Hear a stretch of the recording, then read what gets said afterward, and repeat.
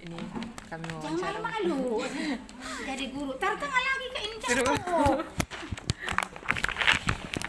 Sebentar dong. Silakan. Ibu terima kasih untuk kesempatannya.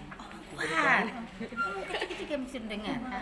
Jadi ini salah satu tugas di mata kuliah perancangan kurikulum terkait dengan pembelajaran UBD, Understanding by Design. Jadi ada beberapa pertanyaan di sini terkait dengan pembelajaran di kelas.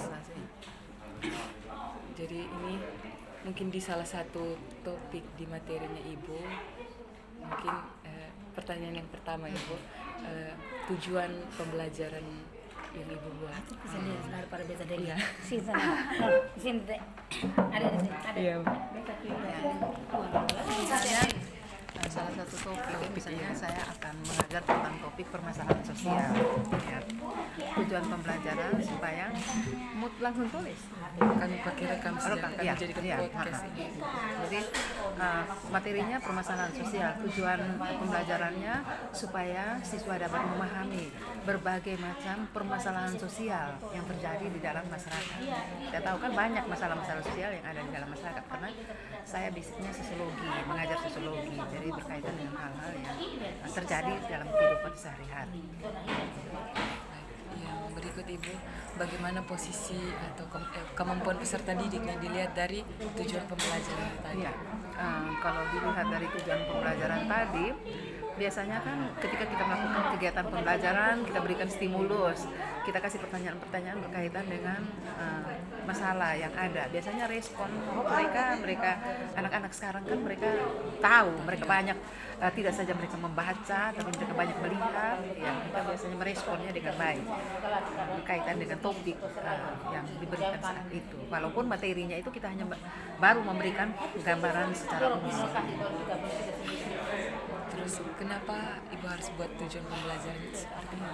Supaya di akhir kegiatan pembelajaran itu kita bisa tahu sejauh mana anak-anak itu memahami berkaitan dengan masalah tersebut yang ada di dalam masyarakat. Terus kriteria yang dinilainya itu seperti apa Ibu? Kriteria untuk paham, mereka paham. Biasanya kan kita buat penilaian, ya buat penilaian itu baik penilaian secara kognitif maupun secara keterampilan. Kalau kognitif itu kan berkaitan dengan pengetahuan yang kita berikan, sedangkan keterampilan itu biasanya kita minta mereka buat artikel berkaitan dengan masalah sosial yang mereka lihat di dalam masyarakat. Biasanya kan kegiatan pembelajaran itu kita untuk kurikulum mereka itu kan secara diferensiasi. Jadi dari satu topik itu kita berikan kepada siswa itu beragam masalah. Kita bagi sesuai dengan kriteria pengelompokan siswa tersebut. Ya, jadi kita kelompokkan. Biasanya kalau di sini kita tidak bisa memberikan seandainya yang mampu sendiri. Nanti kalau kita buat begitu nanti yang lemah ini mereka akhirnya tidak bisa apa-apa. Jadi kita kasih membagi secara berimbang. Misalnya dalam satu kelompok mungkin ada dua orang yang dia lebih dan yang lain itu ada yang sedang, ada yang seperti itu.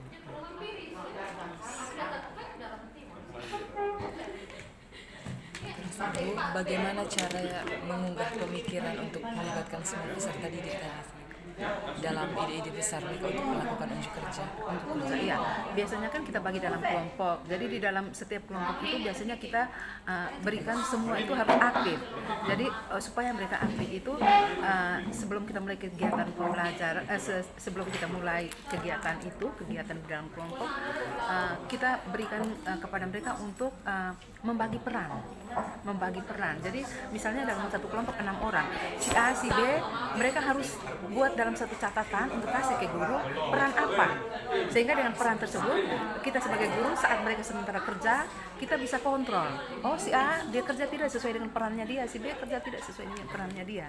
Jadi semua mereka berperan aktif, jadi tidak ada yang duduk diam. Iya, seperti itu.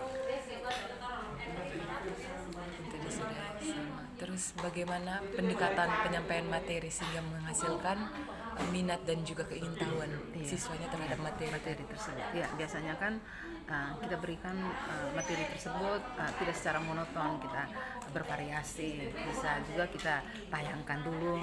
Misalnya stimulusnya kita tayangkan masalah sosial. masalah sosial yang ada di dalam masyarakat. Ya, setelah mereka melihat, kita minta mereka memberikan pendapat berkaitan dengan apa yang tadi mereka lihat. Ya.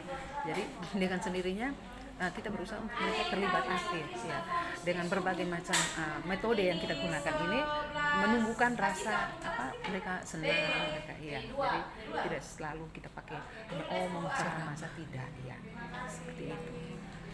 Kemudian peluang macam apa yang bisa menopang minat belajarnya peserta didik itu, terutama kayak mereka rasa sulit, kayak pelajaran ini terasa sulit, terus peluangnya seperti apa yang Ibu berikan kepada mereka? Misalnya biasanya kalau untuk mata pelajaran sosiologi itu kan dia berkaitan dengan masalah-masalah sosial. Jadi mungkin biasanya kalau mereka rasa sulit terlalu sih tidak. Ya, sulit terlalu sih tidak. Ya, biasanya mungkin hanya kekurangan referensi, kekurangan bahan-bahan. Tapi biasanya solusinya itu kita selalu memberikan mereka untuk mencari berbagai macam bahan alternatif. Ya. Misalnya, tidak saja hanya baca di buku, selain buku-buku referensi, kita juga kasih misalnya link-link yang berkaitan dengan materi pembelajaran itu sendiri. Kemudian adakah hambatan yang menimbulkan kecilnya pengambilan risiko, rendahnya imajinasi, dan juga kurangnya keberanian siswa untuk mempertanyakan? Ya, ada. Biasanya kadang ada seperti itu. Kadang anak-anak itu mungkin mereka sudah punya konsep, tetapi untuk bertanya itu takut. Iya, biasanya ada takut jangan sampai salah. Tapi biasanya kita selalu memberikan satu motivasi.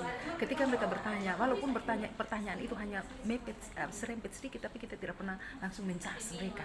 Kita sebagai guru selalu memberikan motivasi bahwa itu kamu bisa, kamu pikirkan lagi sedikit, seperti ini. Kita mengarahkan untuk supaya mereka bisa berpikir ke tujuan yang pertanyaan tadi, supaya kita bisa menjawab seperti itu.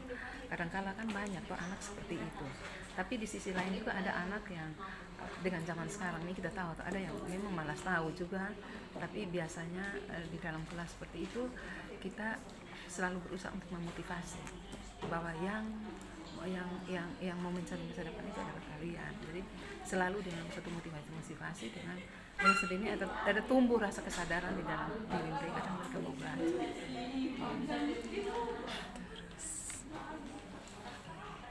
Bagaimana caranya peserta didik akan terlibat dalam mengeksplorasi ide-ide besar dan juga pertanyaan penting? Ya, jadi biasanya ketika kita memberikan materi berkaitan dengan topik tadi, kita akan berusaha supaya mereka bisa berusaha untuk menggali sedalam-dalamnya berkaitan dengan permasalahan tersebut, sehingga kita bisa tahu bahwa ternyata mereka juga bisa mengeksplorasi kemampuan yang mereka miliki untuk bisa mengkaji persoalan atau masalah yang ada di dalam masyarakat. Jadi dengan satu motivasi dari kita, jadi kita seperti tadi yang saya katakan bahwa ketika mereka berusaha untuk mencoba, kita jangan langsung tapi kita berusaha untuk memberikan semangat supaya dengan sendirinya mereka bisa saya dihargai, dan dengan sendirinya dia akan berusaha untuk selalu memberikan pertanyaan-pertanyaan yang mungkin dari pertanyaan mereka itu merupakan satu ide, satu apa yang mungkin bisa menjadi satu tambahan dalam kegiatan pembelajaran itu sendiri. Kemudian Ibu, kegiatan belajar apa untuk menampilkan kemampuan puncak siswa tadi? Misalnya ada pekerjaan rumah atau pengalaman di luar kelas gitu. Biasanya kegiatan puncak itu kalau sekarang kan dia berbasis project, kegiatan berbasis project. Setelah misalnya dalam satu topik itu kita kasih beberapa kali pertemuan dengan project yang sudah kita buat jadwal projectnya itu. Ya, biasanya puncaknya itu di akhirnya itu mereka akan menampilkan project mereka di saat mereka presentasi. Jadi di situ kita akan lihat bahwa kemampuan mereka kita bisa lihat dari hasil. Misalnya yang dibuat poster, misalnya hasil akhirnya dibuat posternya kemampuan di dalam poster itu apa saja yang dia buat. Misalnya dia buat artikel, misalnya dia menganalisis artikel, dari artikel yang dia berikan itu apa hasil yang dia buat. Kemudian bagaimana peserta didik akan dipandu untuk memikirkan kembali pemahaman mereka tentang topik tadi. Iya. Biasanya kita kasih refleksi. Ya, setelah kegiatan pembelajaran kita kasih refleksi. Ya, jadi di saat refleksi itu kita merefresh kembali, menanyakan kembali berkaitan dengan apa yang sudah dipelajari tadi. Topik tadi sejauh mana pemahaman mereka berkaitan dengan topik atau masalah yang sudah kita berikan tadi. Ya. Baik. Kemudian bagaimana produk yang dapat ditunjukkan oleh peserta didik dapat ditingkatkan melalui revisi berdasarkan penilaian. Iya, biasanya begitu. Biasanya di saat mereka presentasi kan ada penilaian. Iya, penilaian. Biasanya kita di saat presentasi itu kita ada buat format penilaian. Format penilaian itu bagaimana kekompakan mereka dalam kelompok, bagaimana mereka berkreasi, bagaimana mereka bernalar kritis. Itu ada poin-poin, rubrik penilaian. Jadi dari poin-poin itu kita bisa memberikan evaluasi. Kekurangannya di mana. Ya, jadi kita bisa supaya dalam kegiatan pembelajaran berikut kita beri dengan topik berikut berarti mereka sudah bisa lebih baik lagi seperti itu.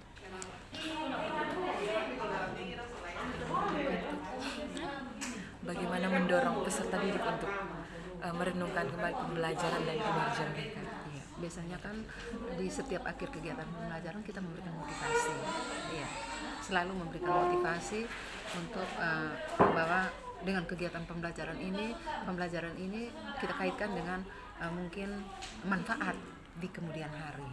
Iya, dengan belajar topik ini ketika kalian berada di dalam masyarakat kalian bisa mendapatkan satu manfaat yang sangat besar berkaitan dengan apa yang sudah kalian pelajari hari ini. Bagaimana caranya peserta didik dibimbing dalam penilaian diri, evaluasi diri, dan juga penyesuaian diri? Penilaian diri, biasanya penilaian diri itu kita untuk siswa biasanya bisa kita lakukan penilaian diri antara sesama teman, bisa juga penilaian diri dari guru terhadap mereka. Jadi untuk sesama teman biasanya mereka bisa melakukan penilaian secara ini, tetapi kita buat dalam bentuk kelompok, kita buat seperti angket penilaian. Di situ kita tidak memberikan nama karena biasanya anak-anak itu sangat sensitif ya terhadap penilaian diri. Jadi mereka saling menilai di antara mereka. Sedangkan untuk guru biasanya memberikan penilaian diri biasanya per individu. Tetapi hal-hal umum biasanya disampaikan secara umum, tetapi yang sensitif biasanya disampaikan secara pribadi. Kemudian Ibu, bagaimana peserta didik akan terlibat dalam evaluasi diri akhir untuk mengidentifikasi dirinya sendiri dan juga apa yang membutuhkan untuk penyempurnaan biasanya setelah kita melakukan evaluasi, tentu kita lihat ada kekurangan, ada kelebihan. Jadi dari hasil evaluasi itu biasanya kita kalau di kegiatan pembelajaran biasanya kita sampaikan secara umum ya, dari poin-poin mana yang kita lihat bahwa ini menjadikan ini merupakan sesuatu yang bersifat umum, ya kita sampaikan secara umum. Tetapi yang misalnya menjurus kepada kepribadian itu baru disampaikan secara umum. Berkaitan dengan kemampuan mungkin, sikap mungkin. Ya. Selanjutnya Ibu, bagaimana mengakomodasi berbagai kebutuhan perkembangan, gaya belajar, pengetahuan sebelumnya dan juga minat peserta didik tadi, tapi tetap mengarah pada tujuan pembelajaran. Biasanya kalau kami untuk mata pelajaran sosiologi itu kami buat asesmen kognitif sebelum kegiatan pembelajaran, sebelum masuk awal. Nanti kita melihat memang minat belajar anak. Kita buat ini seperti kuesioner, format, jadi mereka isi. Jadi dari itu kita bisa menganalisis. Sebelumnya itu kita bisa menganalisis kemampuan siswa, dia punya minatnya di mana. Jadi di dalam kegiatan pembelajaran kita sudah tahu kalau kita masuk kelas ini, anak ini tipe anaknya seperti apa. Punya gaya belajar. Kemudian bagaimana cara menyesuaikan rencana pembelajaran apabila ada perubahan di luar kendali? Itu biasa sering. Iya.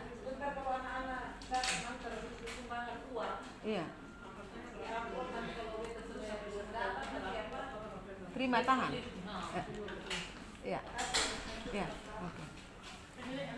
Ya, tadi gimana sih lupa? Menyesuaikan rencana pembelajaran Pembelajaran, Bu, ya. apabila ada perubahan. Iya, ada perubahan. Iya, misalnya ya biasa di dalam perjalanan pasti ada perubahan.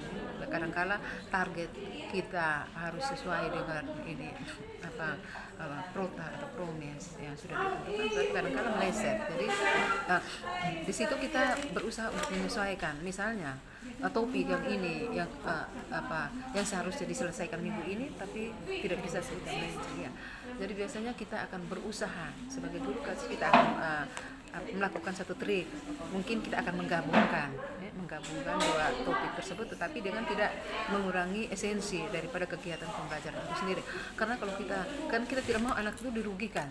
Karena satu misalnya kita targetnya 2 KD atau 2 CP kurikulum merdeka sekarang 2 CP dan 2 CP itu harus diselesaikan pada saat itu. Misalnya memang sih untuk kurikulum merdeka dia tidak harus CP itu harus selesai, tetapi dia lebih berfokus kepada pemahaman anak. Tapi kalau kita di sini ini kan misalnya kelasnya kan banyak. Misalnya saya punya kelas misalnya paralel toh, di antara kelas paralel itu misalnya ada 2 guru, takutnya nanti kita berbeda ya. Jadi misalnya ketika evaluasi akhir kita harus mencari tahu nanti kira-kira kita harus sampainya di mana. Kan tidak mungkin karena saat kita mau evaluasi biasanya kan ini soalnya itu kan harus biasanya sama kalau kita di sini sama.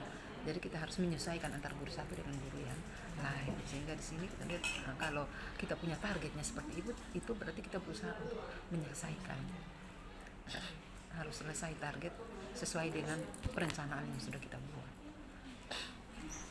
Kemudian Ibu pengalaman belajar apa yang paling baik sehingga dapat mengembangkan dan juga memperdalam pemahaman peserta didik?